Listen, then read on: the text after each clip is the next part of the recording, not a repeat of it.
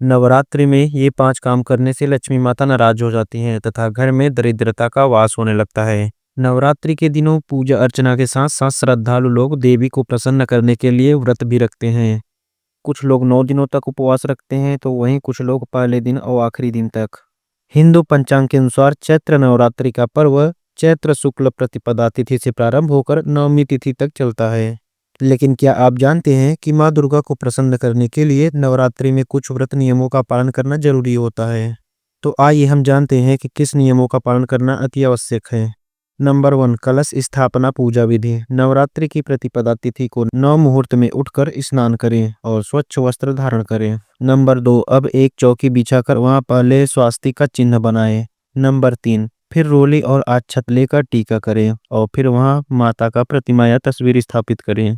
Number 4, इसके बाद विधि विधान से माता की पूजा करें। नंबर 5, इस बात का हमेशा ध्यान रखें कि कलश हमेशा उत्तर और उत्तरी पूर्व दिशा में यानी ईशान कोण में स्थापित होना चाहिए। नंबर 6, कलश के मुंह पर चारों तरफ अशोक के पत्ते लगाकर नारियल पर चुनरी लपेटकर कलावा से बांधें। नंबर 7, अब अम्बे माँ का आवाहन करें और दीपक जलाकर पूजा करें। अब आइए जानती हैं कि नवरात्रि में हमें कौन कौन से काम नहीं करने चाहिए। नवरात्रि में अपने घर में साफ सफाई पर विशेष ध्यान देना चाहिए। इन दिनों काले रंग के कपड़े और चमड़े से बनी वस्तुओं का उपयोग ना करें तो ही बेटर रहेगा।